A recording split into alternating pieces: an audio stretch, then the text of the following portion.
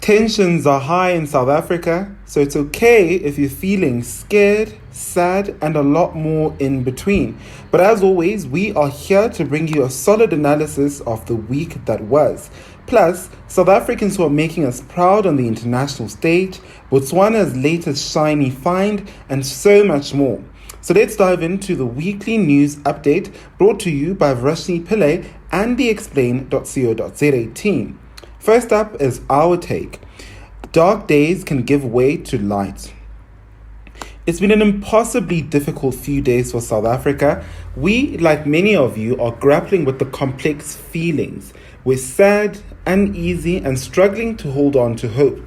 But as the week has progressed, there's been tiny glimmers of hope, green shoots that suggest that there is a way out of the quagmire if we're willing to have hard conversations and hold each other close while we're holding ourselves and our leaders accountable.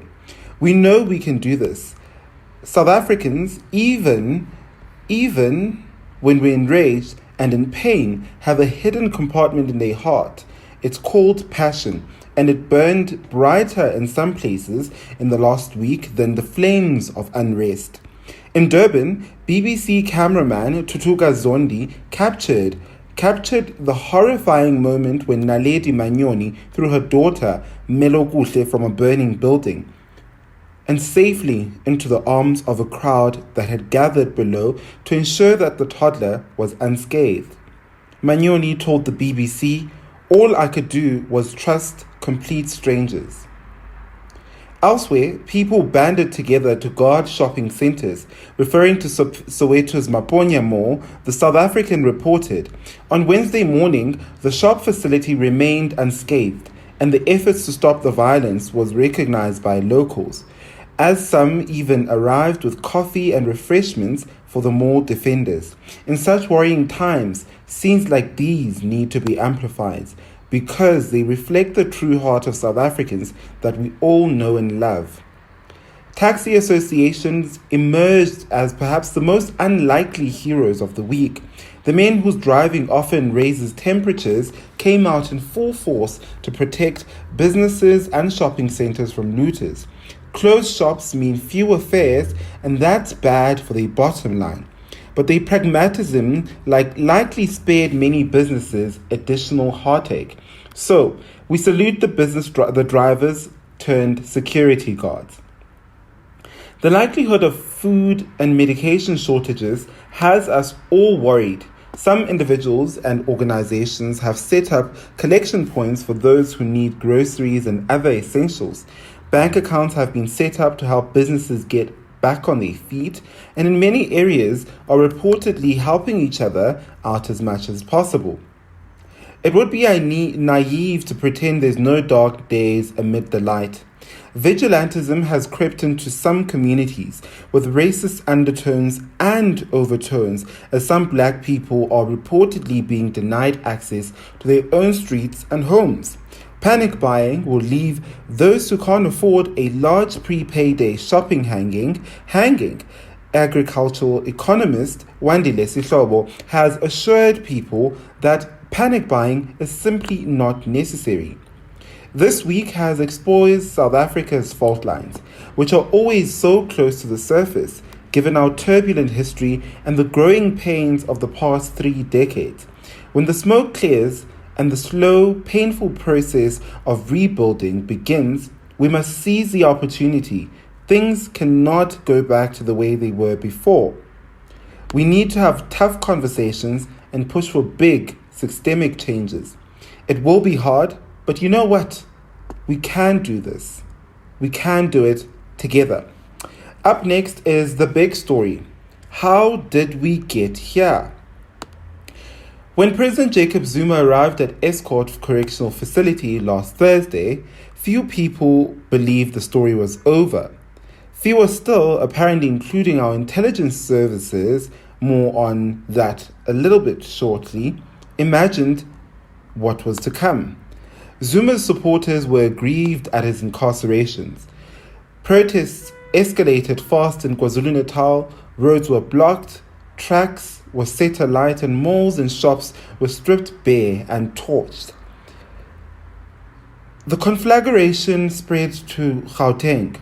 Shops were looted, buildings were burning, and social media timelines were attacked with images of people scuttling past shattered windows, their arms or vehicles filled with food, groceries, clothes, and appliances.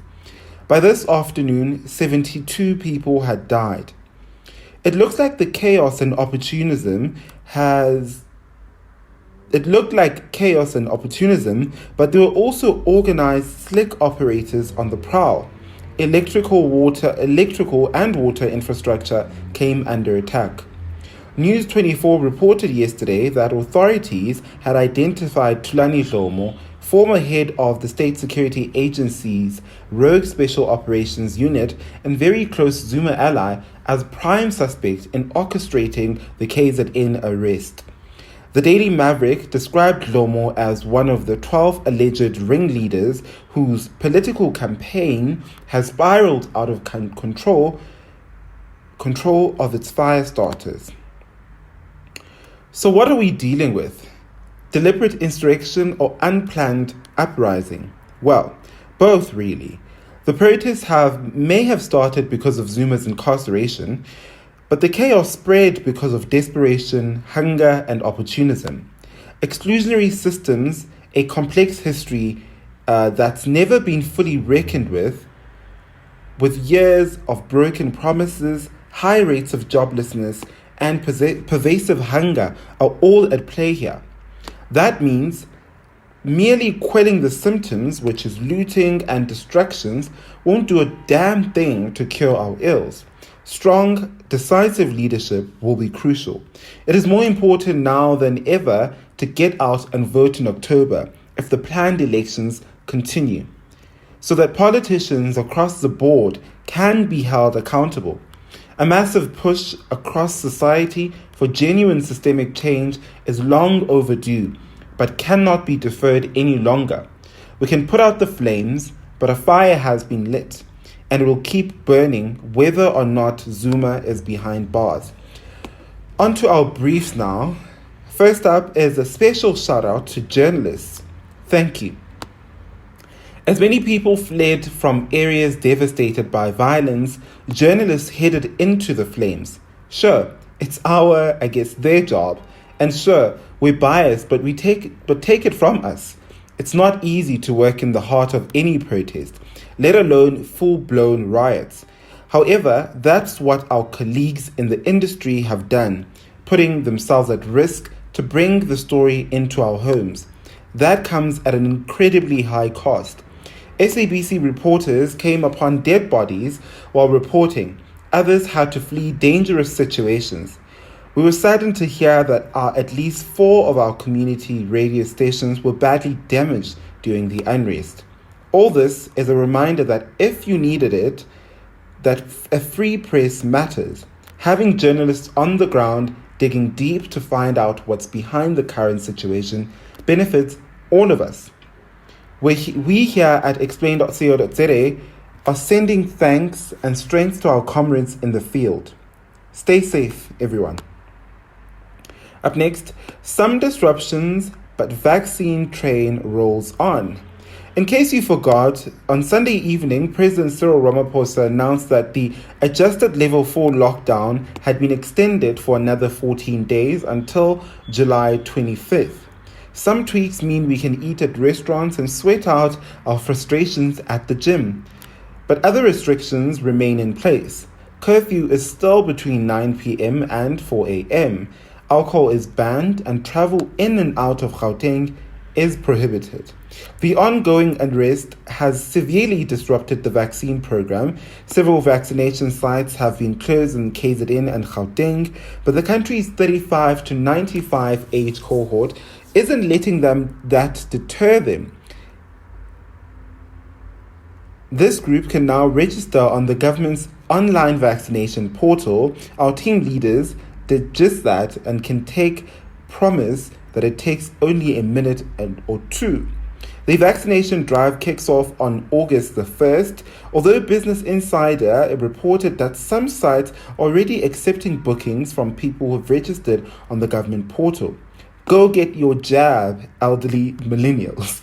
Meanwhile, our continent's vaccine project looks a little bit brighter. Ramaphosa's historic agreement between the African Union and the European Union meant that 17 million doses of the Johnson & Johnson single-shot vaccine would be delivered to South Africa under license rather than contract. That gives us and other African countries more control over the vaccines. Delivery will commence at the end of July and continue for the next 3 months. 2 Emmys for Noah and a snub for Mbedu. It's Emmy season. The nominees are announced this week, ahead of the big night in September. While we love seeing our favorite shows make it to the top, we're especially proud of the South Africans in the mix. Comedian Trevor Noah's Daily Show bagged 2 nominations, while the Underground Railroad, featuring our own Thuso Mbedu in the lead, scored 7. To our dismay and some critics' surprise, as Channel 24 reported, Mbedu didn't pick up the Best Actress nomination. Hurt feelings aside, we'd like to give a nod to Hollywood, not known for prioritizing diversity, though this seems to be slowly changing for inclusion and of transgender and non-binary performers in film. MJ Rodriguez, the popular star from the popular Netflix series Pose, made history as the first transgender woman to be nominated in a major acting category. While winners can now choose performer on the awards rather than actor or actress, it's the 21st century, and we're glad to see the Emmys getting on the same page. Now, COVID has driven high school dropout in the tons. Data from the National Income Dynamics Study, Coronavirus Rapid Mobile Survey, NIDS-CRAM to its friends, shows that 750,000 pupils have dropped out of the formal schooling system since the pandemic began. Researchers say that that's nearly 3 times the country's already high school dropout rate. The harrowing figure is another clear sign that the deep inequality prevails in South Africa. Most simply cannot afford or even access the digital platforms that have become the norm for teaching and learning. In other education-related news, the Department of Education is facing yet another lawsuit. The Daily Maverick reported that the civil society organizations say that the department has not complied with a July 2020 judgment compelling it to urgently reinstate the National School Nutrition Program. The program, which keeps millions of young tummies full, was suspended during the hard lockdown in March 2020. It's galling that civil society and the courts have to keep on getting involved when the issue at hand is simple. Kids need warm, nutritious food, and authorities have committed to providing just that. Step up, government. Now, South Africa's Motswane wows Wimbledon. Whether or not you're a tennis fan, Kgothatso Motswane deserves a wild round of applause for becoming the first black South African woman to reach Wimbledon singles in the double finals. The Limpopo-born para-athlete is ranked number 1 in SA and number 5 in the world for wheelchair tennis. She finished as a runner-up in the singles tournament to the world number 1, the Netherlands' Diede de Groot. There was also disappointment for Motswane and her playing partner, England's Lucy Schuker, in the doubles finals. Despite the outcome, we're in awe of the 35-year-old. She's made history and done South Africa proud. Kgothatso, you're an ace. In news in Botswana now, Botswana has found a gigantic diamond boom. Last month, we reported that residents in and around Kwahlati in KwaZulu-Natal were left disappointed after diamonds found in the area turned out to be quartz. But 2 recent sparkly finds in Botswana are most certainly not fake news. One of the massive diamonds was found in Garowe mine and weighed more than 1,000 carats, the unit of measure for the precious stones. The other, from Jwaneng mine, weighed in at 1,174 carats. That's a lot of diamond, as two physicists explained in an article for The Conversation.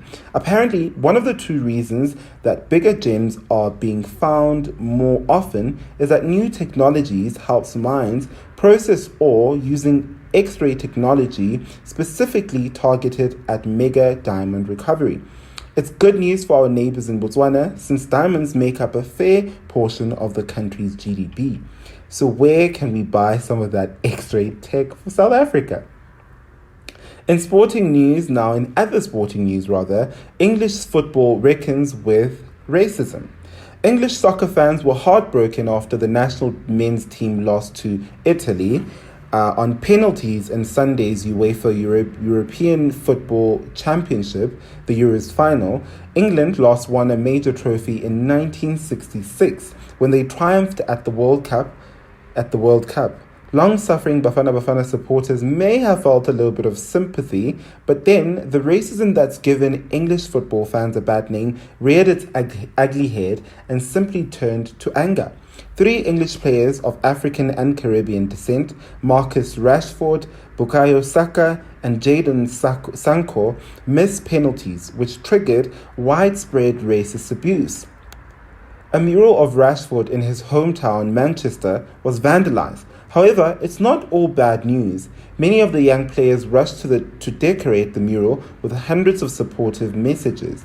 Meanwhile, a petition started by 3 football fans who want anyone guilty of racist abuse banned for life from matches across England gathered 1 million signatures in simply 2 days. We hope Sunday's events are just the start of a real reckoning with racism around England, because any kind of prejudice that makes the beautiful game ugly. In memoriam, this week, South Africa mourned the loss of 5 high-profile figures. Johannesburg Mayor Jeff Makubo, who succumbed to COVID-19 on 9 July, was laid to rest on Wednesday. Makubo, who became mayor in December 2019, was described as an exemplary leader.